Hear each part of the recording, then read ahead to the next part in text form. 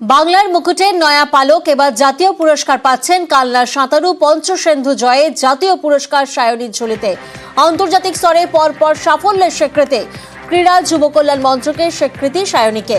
17ই জানুয়ারি পুরস্কার তুলে দেবেন রাষ্ট্রপতি মুর্মু।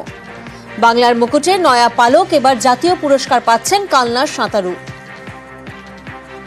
অবশ্যই ভালো লেগেছে। আমি আগামী 17ই জানুয়ারি রাষ্ট্রপতির হাত থেকে তেনজিং নরগে ন্যাশনাল অ্যাওয়ার্ড পুরস্কার পাচ্ছি। আর এই তেনজিং নরগে ন্যাশনাল অ্যাওয়ার্ড হচ্ছে ভারতবর্ষের হাইয়েস্ট অ্যাডভেঞ্চার স্পোর্টস অ্যাওয়ার্ড। যে পদটা সেটা অবশ্যই মসৃণ ছিল না। এটা আমি মনে করি এই অ্যাওয়ার্ডটা ইয়ং জেনারেশনকে অ্যাডভেঞ্চার স্পোর্টসের দিকে আকৃষ্ট করবে। কোনো জেন্ডার নয়, কোনো রেস নয়, কোনো স্কিন কালার নয়। আমি তাদেরকে উৎসর্গ করবো যারা ফাইট করে। মহেশতলায় বাচানগর হাই স্কুলের শিক্ষকের কীর্তি ফাঁস। স্কুলেরই পুরনো লোহার জিনিস বিক্রির অভিযোগ স্কুলেরই শিক্ষকের বিরুদ্ধে। অভিযোগ স্থানীয়দের, স্কুলের জিনিস বিক্রিতে বাধা স্থানীয়দের। শিক্ষকের বিরুদ্ধে পুলিশে নালিশ করেন স্থানীয়রা।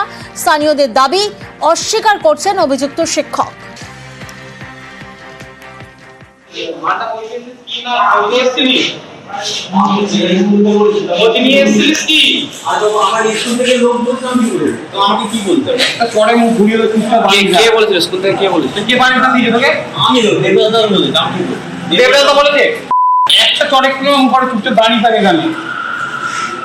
স্কুল থেকে নাকি স্ক্র্যাপের মাল কিছু বিক্রি করা হচ্ছে, তো তার প্রতিবাদে স্থানীয় কিছু লোক ধরেছে এবং সেটাকে বন্ধ করানো হয়েছে।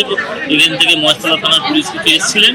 এই ব্যাপারে ওনারা বলেছেন যে এটাকে ইমিডিয়েট বন্ধ করার ব্যাপার। সরকারি জিনিস কোনোভাবে এরকমভাবে বিক্রি করা যায় না। আমি কোনো লোককে ডাকিনি, ম্যানেজিং কমিটির লোকেদের কি দায়িত্ব দেওয়া হয়েছে তারাই দায়িত্ব নিয়ে লোক নিয়ে এসে তারাই দাঁড়িয়ে থেকে এটা করছিলেন। আমি আমার অফিসের কাজ করছি। সেই স্ক্র্যাপ মাল দিয়ে স্কুলের অবস্থা ভালো হবে না। ছাত্র নেই, টিচার নেই, এই অবস্থায় অর্ধেক রুম বন্ধ আছে, ভাঙা।